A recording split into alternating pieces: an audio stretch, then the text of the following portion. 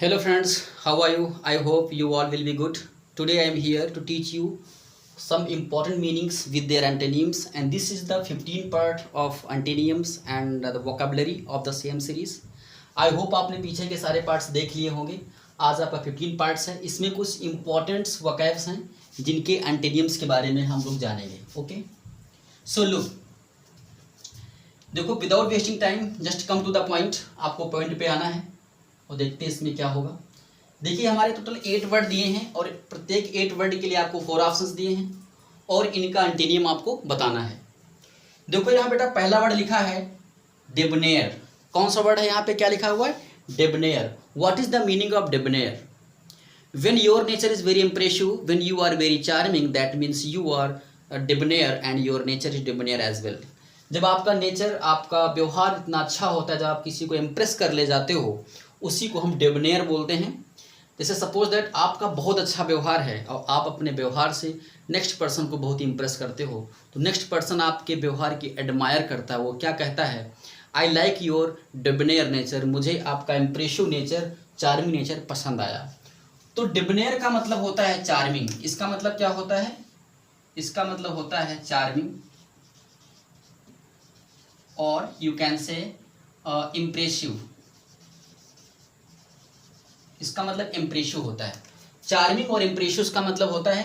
अब इस वर्ड का मतलब आप जान गए. Now you have to pick up the antonym of this word and you are given the 4 words: badass, obscene, sluggish and glass ceiling. The first word is here badass. तो इसके antonym अगर इसमें देखें तो पहला देखो वर्ड यहाँ लिखा हुआ है badass. What is the meaning of badass? Friends, this word is the American word. ये अमेरिकन वर्ड है. इस वर्ड का मतलब होता है the person who has the nature of bellicose, अर्थात a man of bellicose nature. एक ऐसा व्यक्ति जिसका स्वभाव बेलिकूज होता है, बहुत ही लड़ाकू होता है. He gets angry very soon. वो बहुत जल्दी नाराज हो जाता है. And his habits are very odd. He is not, मतलब he is very isolated person. He is just reserve person. थोड़ा रिजर्व किस्म का आदमी होता है और ये बहुत जल्दी से नाराज हो जाता है. ऐसे व्यक्ति को हम क्या बोलते हैं? बैडास. इसका मतलब देख लो, इसका मतलब समझ में आ गया. अब इसका मतलब देख लो. बैडास का मतलब होता है अ मैन ऑफ, इसका मतलब होता है अ मैन ऑफ बेलिकूज नेचर. एक ऐसा व्यक्ति जिसका स्वभाव बेलिकूज होता है. बेलिकूज कहां से आया? बेली का वो एक वर्ड, रूट वर्ड होता है बेली. बेली का मतलब होता है वॉर, युद्ध. और बेलिकूज मतलब वो व्यक्ति जो लड़ने के लिए तैयार है. अर्थात एक ऐसा व्यक्ति जिसका नेचर बेलिकूज नेचर होता है, उसको हम क्या बोलते हैं? Badass. You should not talk to him because he is badass. वो क्या है? बैडास वर्ड है. This is the American word. That's very very important. तो इसका मतलब पता चल गया. नेक्स्ट वर्ड देखो यहाँ लिखा है ऑब्सीन. ऑब्सीन का मतलब होता है इनडिसेंट. इसका मतलब क्या होता है गाइस? इनडिसेंट. इसका मतलब होता है, ऑब्सीन का मतलब होता है indecent. Indecent, that is not decent, that is not worthy to praise. एक ऐसी चीज जो वर्दी टू प्रेज ना हो, अर्थात जो इनडिसेंट होता है, जो डिसेंट ना हो, that is called obscene. In Hindi it is called अभद्र, जिसका मतलब हमारा क्या होता है? अभद्र होता है. तो डेबनेयर का मैंने क्या बताया था? Impressive, charming. और इसका अगर एंटोनिम देखा जाए तो वो ऑब्सीन हो जाएगा. इसका एंटोनिम ऑकवर्ड भी होता है, बट वो ऑप्शन में नहीं है. लेकिन तो अगर वो ऑप्शन में ऑकवर्ड नहीं है तो कोई बात नहीं, लेकिन यहाँ पे उसी की जगह पर देखो ऑब्सीन दिया हुआ है, तो इसका ऑब्सीन भी एंटोनिम होता है. तो डेबनेयर का एंटोनिम यहाँ पर क्या हो जाएगा? Obscene. That's your answer. Clear हो गया.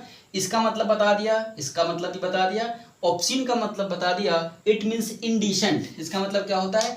इनडिसेंट होता है, जिसका नेचर अच्छा ना हो. ऑकवर्ड नेचर का आदमी, इसका ऑकवर्ड भी होता है. इसका मतलब ऑकवर्ड. ओके, ठीक है. अब आंसर मालूम पड़ गया. अब आपके 2 वर्ड और बचे, sluggish and glass ceiling. What is the meaning of sluggish? Sluggish means that person who's very lazy and who doesn't like to walk and he likes only stay home and he loves relax.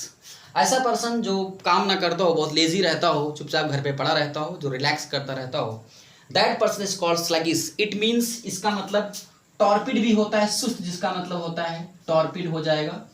और इसका मतलब हमारा drab भी होता है, drab.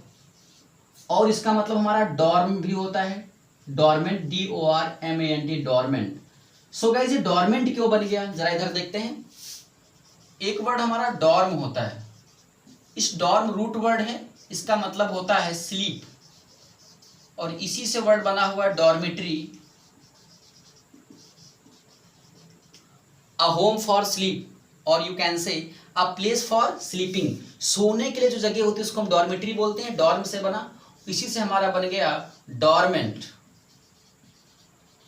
Dormant जो बहुत ही सुस्त होता है, जिसकी कंडीशन बहुत ऊँघने वाली होती है, दैट इज कॉल्ड डॉर्मेंट। आपने देखा होगा जब आप किसी खाते से आप लेन देन ज़्यादा नहीं करते हैं, आपका अकाउंट जो होता है वो डॉर्मेंट हो जाता है, सुस्त पड़ जाता है, तो उसी वर्ड से यहाँ पे बना हुआ है डॉर्मेंट। जी हाँ, तो स्लगिश का जो सिनोनियम है वो टॉर्पिड हो जाएगा, ड्रैब हो जाएगा, डॉर्मेंट हो जाएगा। इसका मतलब हिंदी में सुस्त होता है। सारे वर्ड्स आप एक साथ समझते चलेंगे। लास्ट जो वर्ड लिखा है glass ceiling, that is very very important. Have you idea about the meaning of this word? Glass ceiling का मतलब क्या होता है? It means that institutions and those rules which prevents और hinder the women for their progress. ठीक है, इसका मतलब उन संस्थाओं से है, इसका मतलब उन रूल्स रेगुलेशन से है जो लेडीज़ को ऊपर जाने से या उनको सक्सेस होने से जो बाधा बनती हैं, उसी को हम बोलते हैं ग्लास सीलिंग। एक्चुअली ये हमारा फ्रेज है, एक्चुअली हमारा ये क्या है, ये फ्रेज है। इसका मतलब उन संस्थाओं से लिया जाता है जो माइनॉरिटी या वुमेन के लिए वो संस्थाएं, वो रूल्स जो उनके किसी उनको हायर पोस्ट में जाने से या उनके प्रोग्रेस होने से जो उनको बाधित करती हैं, उन्हीं संस्थाओं के रूल्स को हम बोलते हैं ग्लास सीलिंग। उन्हीं को हम क्या बोलते हैं? Glass ceiling. यानी कि those institutions and rules which hinders the progress of women and minorities, and those institutions and rules are called glass ceiling. Is it okay? ये इसका आंसर था, ये मतलब इसका मतलब था। सो गाइस डिबोनियर का एंटोनियम मालूम पड़ गया, ऑप्शन होता है। बाकी बेडास, स्लगिस, ग्लास सीलिंग का मतलब ही मैंने आपको बता दिया। अब आपका देखिए नेक्स्ट वर्ड देखो यहाँ बचा हुआ है। Next word is here facsimile. क्या है यहाँ पे? फैसिमिली देखो वर्ड लिखा हुआ है। What is the meaning of facsimile? Facsimile का मतलब क्या होता है? फैसिली का मतलब फैसिमिली का मतलब देखो, इसका प्रोनाउंसिएशन पे ध्यान दें। इसका प्रोनाउंसिएशन फैक्सिमाइल नहीं होता है, इसको हम क्या पढ़ेंगे? फैसिमिली। तो what is the meaning of this word? It means N exact copy of something. किसी चीज की एग्जैक्ट जब कॉपी होती है उसी को हम बोलते हैं facsimile. An exact copy of something that is called facsimile. तो फैसिमिली का एंटोनियम आपको देखना है। तो इसका मतलब क्या हो गया? N exact copy of something, किसी चीज की हुबहू कॉपी, दैट इज कॉल्ड फैसिमिली। अब आपको इसका एंटोनियम देखना है। नेक्स्ट वर्ड देखो, अगला वर्ड यहाँ इसके एंटोनियम के लिए देखो 4 वर्ड दिए हुए हैं, जिसका पहला वर्ड देखो यहाँ लिखा हुआ है हेजिरा। क्या यहाँ पे लिखा हुआ है? हेजिरा। ये आई है hegira. What is the meaning of hegira? Guys, this word has been taken from the word when the Muhammad Sahab has departed from the Mecca to Medina. जब उन्होंने मक्का से मदीना के लिए प्रस्थान किया था, उसी प्रस्थान से वर्ड लिया गया है हेजिरा। कहने का मतलब हमारा ये है, जब मोहम्मद साहब ने मक्का से मदीना की तरफ प्रस्थान किया था तो उसी प्रस्थान से वर्ड लिया गया है हेजिरा। तो इसी का मतलब होता है डिपार्चर करना। तो इसका मतलब क्या हो जाएगा? डिपार्चर करना, DEPARTURE, डिपार्चर करना। या फिर माइग्रेशन करना, इसका मतलब क्या होता है? माइग्रेशन, कहीं के लिए चले जाना, माइग्रेशन। ठीक है, तो हेजिरा का मतलब हो जाएगा, हेजिरा का मतलब हो जाएगा डिपार्चर या माइग्रेशन। ये फैसिमाइल का एंटोनियम नहीं हुआ। आगे बढ़े, देखो यहाँ पर लिखा हुआ है gait. What is the meaning of gait? The way of talking and way of walking is called gait. चलने का तरीका या बात करने का तरीका जो आपके अंदर होता है, दैट इज कॉल्ड गेट। ये क्या कहलाता है? गेट कहलाता है। इसका मतलब देखो यहाँ पे, यहाँ इसका मतलब हम लोग यहाँ लिखेंगे। इस गेट का मतलब हम यहाँ लिख रहे हैं। इसका मतलब होता है the way of walking and talking बात करने और चलने का जो हमारा तरीका होता है, the manner how you walk and how you talk, that is called gait. Clear है? तो ये भी इसका एंटीनियम नहीं हुआ। आगे देखें, देखो यहाँ लिखा हुआ है ओरिजिनल। जी हाँ, this is your answer, because facsimile का मतलब होता है जी ओके, फैसिमाइल का मतलब होता है N exact copy of something, किसी चीज की एग्जैक्ट कॉपी या हूबहू ऐसी कॉपी, दैट इज कॉल्ड फैक्सिमाइल। और अगर इसका हम एंटीनियम देखें, तो वो हमारा क्या हो जाएगा, स्प्यूरियस हो जाएगा, नकली हो जाएगा। यानी कि इसका क्या हो जाएगा, यहाँ पर ये इसका आंसर नहीं है। इसका एंटीनियम क्या हो जाएगा हमारा, स्प्यूरियस हो जाएगा, जिसका मतलब नकली होता है, अर्थात फेक या फिर अनऑथेंटिक। इसका मतलब फेक होता है या फिर इसका मतलब होता है अनऑथेंटिक। ओके,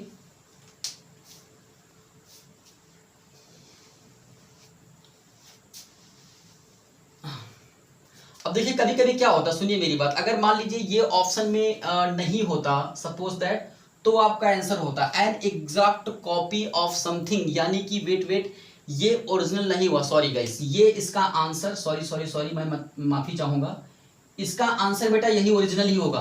देखिए इसका आंसर ओरिजिनल ही होगा, माफ करिएगा मुझसे थोड़ा गलती हो गई। फैसिमाइल का मतलब होता है N exact copy of something, किसी चीज की हुबहू कॉपी, लेकिन वो कॉपी ही है, ओरिजिनल नहीं है, अर्थात वो कॉपी ही कही जाएगी, चाहे जितना उसको हम एक सिमिलर रखने की कोशिश करें। सो मैं माफी चाहता हूँ, इसका एंटीनियम हमारा ओरिजिनल ही होगा, जो मैंने पहले बताया था, this is the antonym of the facsimile. तो फैसिमिली का एंटीनियम हमारा ओरिजिनल होता है, जिसका मतलब होता है authentic. Okay, this is the answer. So guys, अब लास्ट वर्ड हमारा बचा स्पूरियस। तो इसका मतलब क्या हो गया, स्पूरियस का मतलब होता है फेक और अनऑथेंटिक, जो ऑथेंटिक नहीं होता है, जो फेक होता है, that is called spurious. Clear हो गया? तो फैसिमिली का एंटीनियम हो गया ओरिजिनल, बाकी है हेजिरा, गेट और स्पूरियस का मतलब आप जान चुके। चलिए अब थोड़ा आगे बढ़ते हैं। देखो थर्ड वर्ड यहां लिखा हुआ है corrosive. What is the meaning of corrosive? when something and that makes you very irritate and on your skins and on your face and taking your taste, whether it is the taste of tongue or body, कोई ऐसी चीज जो बहुत आपको irritate कर देती है, चाहे वो स्किन पे हो या ऐसा कोई टेस्ट हो, चाहे आप कोई अपने टंग पे किसी चीज़ का टेस्ट लेना चाहें या स्किन पे कोई चीज़ रखी जाए, अगर उसका टेस्ट बॉडी के लिए या आपके जुबान के लिए काफ़ी एक तेज होता है, एक अच्छा नहीं टेस्ट फील करते हैं, एसिडिक टेस्ट होता है, उसी को हम बोलते हैं कोरेशु। इसको हम क्या बोलते हैं? कोरेशु। जी हाँ। कॉस्टिक इसका मतलब होता है, इसका मतलब क्या होता है? Caustic, something that is caustic, यानी it causes irritation on skin, ये स्किन पर इरिटेशन लाता है, उस जो स्किन पर इरिटेशन लाता है, जिसका स्वाद जो है बहुत ही एसर्बिक हो। इसका मतलब हमारा एसर्बिक भी होता है, ACERBIC, रूट मालूम पड़ेगा। एसर का मतलब बिटर होता है और एसर्बिक का मतलब होता है कड़वा, अर्थात जिसका टेस्ट कड़वाहट हो, जो अनप्लीजेंट हो, जो कॉस्टिक हो, उसी को हम बोलते हैं कोरेशु। तो गाइस कोरेशु का हमें एंटीनियम देखना है, तो कोरेशु का अगर एंटीनियम देखें तो पहला ही देखो वर्ड यहाँ लिखा हुआ है pleasant, this is the antonym for corrosive. ये कोरेशु का एंटीनियम हो गया, इट मीन्स प्लीजेंट का मतलब that is very smoothing, that is very likeable, जो बहुत ही अच्छा होता है टू द बॉडी, आपके बॉडी के लिए, आपके टंग के लिए, that is called pleasant. Corrosive का मतलब ये होता है something that is not sweet, that is acerbic, that is acidic, that is caustic, that is called corrosive. तो ये इसका सिनोनियम था, कॉस्टिक इसका सिनोनियम था, इसका एंटीनियम क्या हुआ? प्लीजेंट। ओके, अब थोड़ा आगे बढ़ते हैं। एक्सटर्नल का मतलब हमारा बाय होता है, आउटवर्ड, इसका मतलब आउटवर्ड होता है, तो ये भी इसका एंटीनियम नहीं हुआ, आंसर मुझे मिल गया। Rendezvous, what is the meaning of rendezvous? when you have planned to meet in a such place before, that place or that meeting is called rendezvous। जब आप कहीं पर किसी जगह पर मिलने का प्लान करते हैं, आप ये पहले से प्लान कर लेते हैं कि हम लोग उस जगह पर एक मीटिंग होगी, वहाँ पर हम लोग मिलेंगे। वो जो मीटिंग है, जो आपने पहले से प्लान कर रखा है मिलने के लिए, वो जो मीटिंग होती है उसी को हम बोलते हैं रेंडेजवोस। क्या उसको बोलते हैं हम लोग? रेंडेजवोस। तो this is the meeting that is planned before going anywhere else, कहीं भी जाने से पहले जो प्लान की जाती है उसी मीटिंग को हम बोलते हैं रेंडेजवोस। क्या उसको बोलते हैं? रेंडेजवोस। अगला देखो वर्ड यहाँ पे लिखा हुआ है लेसरेशन। क्या लिखा है यहाँ पर? Laceration. What is the meaning of laceration? Laceration क्या होता है? लेसरेशन का मतलब होता है बॉडी में चीरा लगा देना या बॉडी को काटना। ठीक है, जब कोई बॉडी आपकी जब इन्फेक्टेड हो जाती है तो उस पार्ट को हमें लेसरेट करना पड़ता है, उसको काटना पड़ता है। ओके, उसको हटाना पड़ता है, ऑपरेट करना पड़ता है, उस चीज़ को चीरा लगाना पड़ता है वहाँ पे, तो उसी सिस्टम को हम लेसरेशन बोलते हैं। ग्रामेटिकल जो ग्रामर प्रोफाइल है इस वर्ड की, ये हमारा नाउन है। तो लेसरेशन का मतलब होता है चीरा लगाना, तो इसका एंटीनियम क्या हो जाएगा? मिटिकेट, कम कर देना। इसका मतलब डिमिनिश होता है, कम कर देना, डिमिनिश हो गया। या इसका मतलब स्लैक माने भी कम करना होता है, तो ये इसका एंटीनियम नहीं होगा, स्लैक होगा, curtail. There are so many meanings of mitigate, तो यहाँ पे जगह नहीं तो इतना लिख नहीं सकते, तो कई सारे वर्ड्स हो जाएंगे। स्लैक हो जाएगा, डिमिनिश हो जाएगा, ओके, कर्टेल हो जाएगा, CURTAIL, कर्टेल हो जाएगा। तो मिटिकेट के सारे वो सरनियम बन जाएंगे, जिसका मतलब कम करना होता है, लेकिन ये वर्ड इसका एंटीनियम नहीं हुआ। नैक का मतलब गुण होता है। नैक का मतलब हमारा क्या होता है? एक ऐसा गुण होता है, एक ऐसा तरीका होता है जिससे आप लोगों को व्यवहार करते हो, जो किसी व्यक्ति को आप इम्प्रेस करते हो, दैट इज कॉल्ड नेक। इसका मतलब कोई चतुराई होता है। इसका मतलब क्या होता है? Cleverness. The quality that you use to captivate someone, whether it is good और बैड।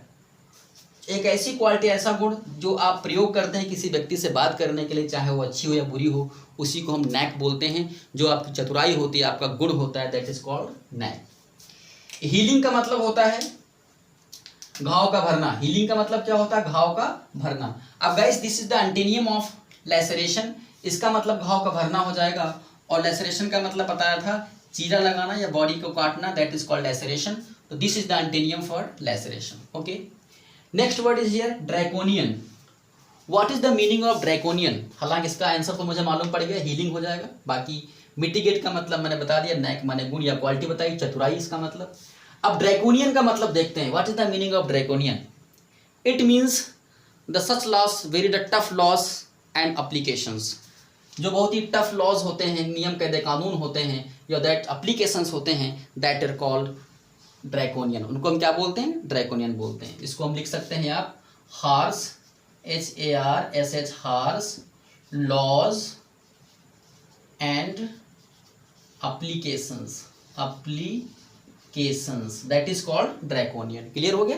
इसका मतलब मैंने यहाँ पे लिख दिया है। चलो अब आगे देखें गाइस, नेक्स्ट वर्ड हमारा है यहाँ पे polemic. What is the meaning of polemic? Polemic का मतलब क्या होगा? चलो जल्दी बताओ इसका मतलब। What is the meaning of polemic? Polemic का मतलब होता है अ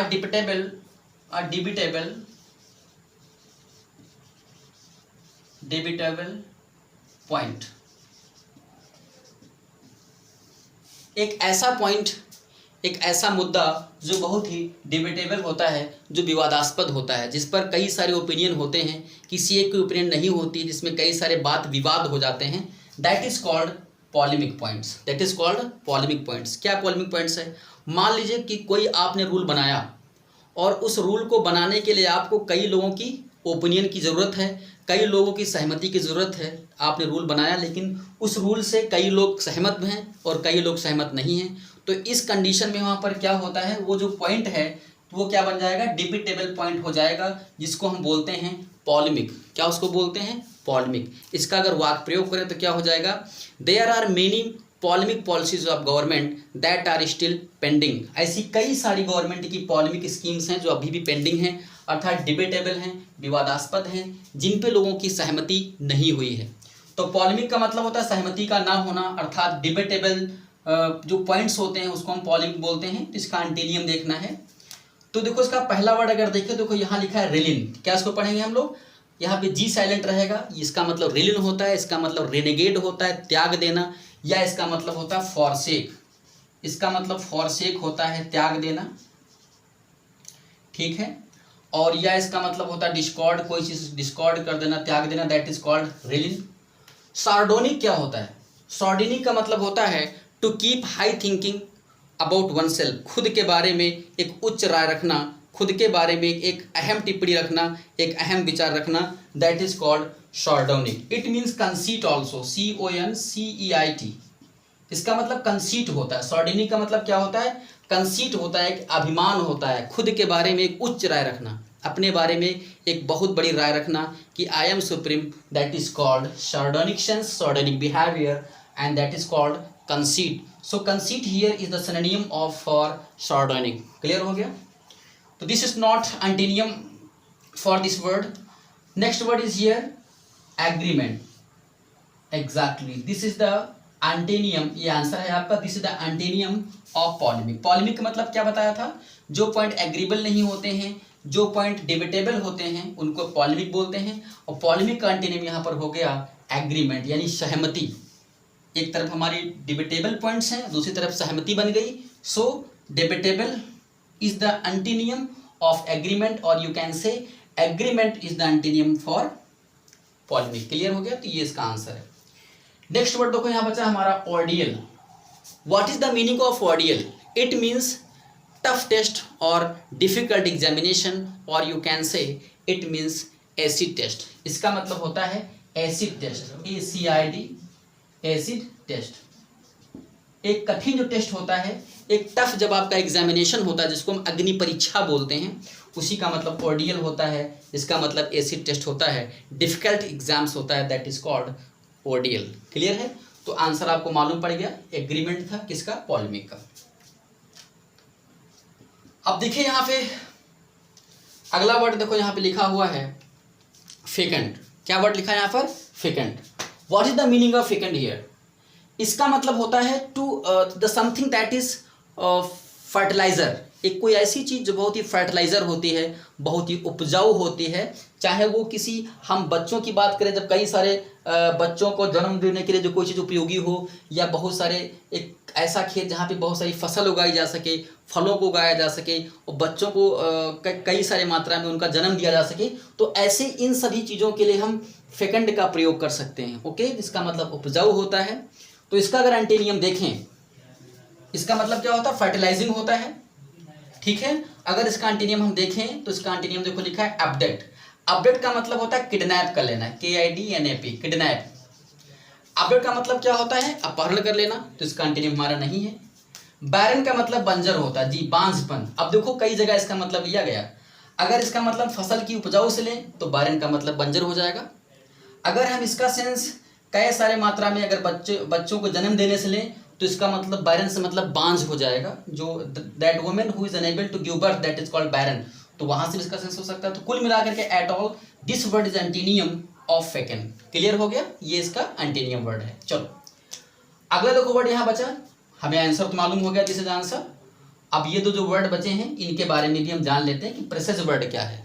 प्रेसेस क्या जरा जानते हैं? प्रेसेस का मतलब होता है, प्री का मतलब होता है पहले, सिस का मतलब अनुभव करना। when you suspect for the bad thing that is going to happen in future, ऐसी कोई घटना, एक ऐसी कोई चीज़ जो भविष्य में घटने जा रही होती है, और उस घटना के बारे में, उस इवेंट के बारे में यदि पहले ही आपको अंदेशा हो जाता है, दैट इज कॉल्ड प्रेसेस। उसी को हम क्या बोलते हैं? प्रेसेस बोलते हैं। एक ऐसा सेंस, एक ऐसा आपका अंदाज जो पहले से ही आपको पता चल जाए कि फ्यूचर में कुछ होने वाला है, कोई बैड हैपनिंग है, दैट इज कॉल्ड प्रेसेस। यानी कि such guess that tells you that something is going to happen bad in future, that is called presage. Clear है? तो ये भी इसका एंटीनियम नहीं, आंसर मुझे आपको मालूम पड़ गया। गॉथिक का मतलब क्या होता है? एक्चुअली जरा गॉथिक के बारे में हम समझ लेते हैं। Gothic means horrorful. इसका मतलब हमारा होता है हॉररफुल, SORRORFUL। गॉथिक का मतलब होता है हॉररफुल, यानी something that is horrorful, something that is fearful is called Gothic. आपने गॉथिक नॉवेल के बारे में पढ़ा होगा, that novel in which there is a descriptions of bad spirits and cracking of doors, moving of air, that is called Gothic novel. एक ऐसी उपन्यास है जहाँ पे भूत प्रेत, बैड स्पिरिट के बारे में बात होती है, हवाओं का चलना, दरवाज़ों का किरकिराना, और ये बहुत ही हॉन्टेड चीज़ों के बारे में जो बताया जाता है, ऐसी उपन्यास को हम गॉथिक बोलते हैं। और गॉथिक का मतलब होता है डरावना या फिर बहुत ज़्यादा जो भय से भरी हुई, उसको हम गॉथिक बोलते हैं। क्लियर है? चलिए अब देखिए यहाँ पे अगला सेकंड लास्ट वर्ड देखो, यहाँ बचा हुआ है डैस्टर्ड। क्या बचा यहाँ पे word? Dastard. What is the meaning of dastard? The person who is very meek, the person who is very coward, and that is called dastard. If someone is very coward and he doesn't have any courage और any braveness, that is called dastard. जो व्यक्ति बहुत ही डैस्टर्ड होता है, यानी जो व्यक्ति बहुत ही डरपोक होता है, अर्थात वो किसी खतरे को देख डर जाता है, डरपोक होता है, ऐसे व्यक्ति के लिए वर्ड बना है हमारा डैस्टर्ड, जिसका मतलब क्या होता है? डरपोक। सो गाइस, इसका मतलब हमारा हो गया टिमिड। जरा इसका मतलब देख लेते हैं, इसको हम क्या बोलेंगे? डैस्टर्ड का मतलब हमारा टिमिड हो गया, डरपोक, कावर्डाइज और मीक, दब्बू। ये तीन वर्ड हमारा टिमिड, कावर्ड एंड मीक, ये तीनों वर्ड हमारे डैस्टर्ड के सरनियम हैं। But here you have to pick out the antonym of this word. Very good, antonym की बात की जा रही है यहाँ पे। डैस्टर्ड का आपको एंटीनियम ढूंढना है, जबकि ये इसके सारे सरनियम वर्ड हैं। तो डैस्टर्ड का मतलब होता है डरपोक, कायर। अब इसका एंटीनियम क्या हो जाएगा? Brave. This is your answer. इसका एंटीनियम हमारे यहाँ पर क्या हो जाएगा? ब्रेव हो जाएगा। तो ये नोट कर लीजिए। अब आंसर तो मालूम पड़ गया। अब यहाँ पे तीन और वर्ड बचे हैं, मीक, ऑब्लिक और पैंथीस्ट। इसके बारे में जान लेते हैं। मीक का मतलब क्या होता है? दब्बू होता है। मीक का मतलब भी कायर होता है, जो कि आपने देखा यहाँ पे देखो मीक लिखा हुआ है, जो इसका सिनोनिम था। तो मीक का मतलब भी कायर होता है, डरपोक होता है, टिमिड होता है, डैस्टर्ड होता है। This word is synonym of dastard. इसका आंसर नहीं था। इसका एंटीनियम हमारा ब्रेव था, जो मिल गया। चलिए ऑब्लिक। ऑब्लिक क्या होता है? इसका मतलब होता है, जरा इसका यहां लिख लेते हैं, एक मिनट। इसका मतलब हमने यहां लिखा है, इसका मतलब होता है एक्सप्लेटिव, EXPLETIVE, एक्सप्लेटिव वर्ड। एक ऐसा वर्ड, एक ऐसी लैंग्वेज जो बिहेवियरफुल ना हो, एक ऐसी भाषा जो अभद्र भाषा हो, उसी को हम बोलते हैं ऑब्लिक। ऑब्लिक मतलब होता है एक अशिष्ट भाषा का प्रयोग करना, एक अशिष्ट वर्ड, एक अशिष्ट अभद्र भाषा, अभद्र टिप्पणी, दैट इज कॉल्ड ऑब्लिक। इसको हम हैकेल भी बोलते हैं। इसको हम क्या बोलते हैं? Hückel, HECKLE, Hückel. और जाइब, JIB, जाइब, जीव, या फिर इसको हम बोलेंगे एक्सप्लेटिव वर्ड, EXPLETIVE, एक्सप्लेटिव वर्ड। इसका मतलब होता है अभद्र भाषा, अभद्र टिप्पणी, that is called oblique. Pantheist क्या होता है आपको बता दें। पैंथिस्ट का रूट वर्ड भी है, जरा समझ लो। पैंथिस्ट क्या होता है? देखो पहला वर्ड यहां लिखा है पैन। इस पैन का मतलब होता है ऑल। कहीं पर भी अगर इंग्लिश में पैन वर्ड आ रहा है तो इसका मतलब ऑल से लिया जाता है। तो पैन का मतलब हो गया ऑल। और थी का मतलब हो, ये रूट वर्ड किसका होता है? गॉड का होता है, अर्थात रिलीजन का भी होता है इसका मतलब। और IST लगाने से एक ग्रामेटिकल प्रोफाइल बनती है कॉमन नाउन की, ऐसे व्यक्ति की बात होती है। तो ऑल का मतलब होता है सभी, गॉड्स माने ईश्वर, या रिलीजन्स माने धर्म, जो सभी धर्मों को मानता हो, यानी कि ऑल हो जाएगा, पैन मीन्स ऑल। और थी का मतलब यहाँ पर गॉड्स हो गया, रिलीजन्स। और IST लगाने से क्या हो जाएगा? पर्सन, यानी कि ऐसा व्यक्ति जो सभी धर्मों को मानता हो। पैन का मतलब हो गया ऑल, थी का मतलब हो गया गॉड्स या रिलीजन्स, और IST लगाने से पर्सन की बात होती है, यानी कि वो पर्सन जो सभी धर्मों को मानता हो। The person who accepts and who respects all the religions and who believes in all gods. एक ऐसा इंसान जो हर ईश्वर में भरोसा करता हो, ऑफ ऑल रिलीजन्स, सभी धर्मों के। That kind of person is called pantheist, यानी कि वो व्यक्ति जो सभी धर्मों की इज्जत करता हो, अर्थात वो व्यक्ति जो सभी धर्मों के ईश्वर में भरोसा करता हो, ऐसे व्यक्ति को हम बोलते हैं पैंथिस्ट। क्लियर? ओके, चलिए अब देखो यहाँ पे लास्ट वर्ड हमारा बचा गॉचरी। क्या वर्ड यहाँ बचा हमारा? Gaucherie. What the meaning of gaucherie? इसका मतलब, गॉचरी का मतलब क्या होता है, जरा बताएं। What are the meaning of gaucherie? इसका मतलब होता है एक ऐसा बिहेवियर जो आपका बिहेवियर अच्छा ना हो, when you are unable to woo someone, when you are unable to captivate someone, जब आपका व्यवहार अच्छा नहीं होता है, जब आप किसी के लिए खड़े नहीं उतर पाते उतने, दैट इज कॉल्ड गॉसिपी। चलो इसका एंटीनियम देखते हैं। तो एंटीनियम अगर इसका देखा जाए तो लैकोनिक यहाँ लिखा है। लैकोनिक का मतलब होता है संक्षिप्त, ब्रीफ। इसका मतलब हमारा ब्रीफ होता है, तो इसका एंटीनियम नहीं हुआ। या इसका एंटीनियम हमारा होता है बहुत ही रेटिसेंट। इसका मतलब होता है रेटिसेंट से भी ले सकते हैं, रेटिसेंट। या इसका मतलब टैसीटर्न भी होता है। इसका मतलब क्या होता है? Taciturn, taciturn. तो ये लैकोनिक के ब्रीफ हुआ, रेटिसेंट हुआ, टैसीटर्न हुआ। These are all synonym for laconic and laconic is not antonym of gaucherie. ये गैचरी का एंटीनियम नहीं। थोड़ा आगे बढ़ते हैं। टैक्ट, जी हाँ, tact is the antonym of gaucherie. ये इसका एंटीनियम है, टैक्ट। क्योंकि ये टैक्ट वो होता है, टैक्ट एक ऐसा गुण है, एक ऐसा बिहेव है जो आप किसी व्यक्ति को बहुत ही आसानी से इम्प्रेस कर लेते हो, अर्थात उसको एक अपने इम्प्रेशन के अंदर उसको वो चीज़ मनवा लेते हो जो आप चाहते हो। That is called tact. कहते नहीं कि I love your tactful nature, मुझे आपका चतुराई से भरा हुआ नेचर पसंद है। तो tact is that quality and that behaviour and that is fit to impress anyone else, that is called tact. तो this is the antonym of gaucherie. अब ड्विंडल हमारा बचा। ड्विंडल का मतलब क्या होता है?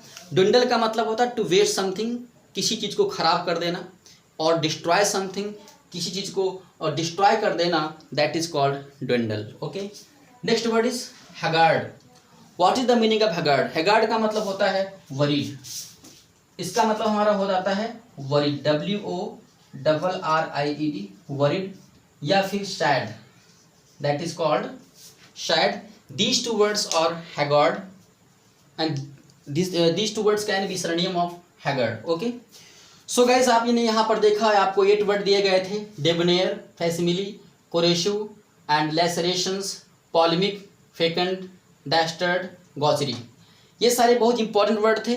इन सारे वर्डों के बारे में आपने जाना और इसके एंटोनियम्स के बारे में आपने जाना। डेबनेयर का एंटीनियम ऑब्सीन था, फैसिमिल का एंटीनियम ओरिजिनल था, कोरेशिव का प्लीजेंट था, लेसरेशन का हीलिंग था, पॉलेमिक का एग्रीमेंट था, फेकंड का बैरन था, डैस्टर्ड का ब्रेव था, गॉचरी का टैक्ट था। तो इस प्रकार से आपने इतनी वक़्त सीखी, और इसके अलावा जो कुछ वर्ड्स आपको दिए गए, जैसे बेडाज हुआ, ग्लास सीलिंग हुआ, इनके बारे में आपने जाना। तो today's session was very important. I hope आपको सारे वर्ड समझ में आ गए होंगे। अगर सारे वर्ड समझ में आ गए हैं तो इनको आप नोट कर लीजिएगा और इनको याद कर लेना। 2 वर्डों मैंने रूट वर्ड बताया था, रूट वर्ड भी आप नोट कर लीजिएगा, बहुत इंपॉर्टेंट है। तब तक के लिए bye bye and take care.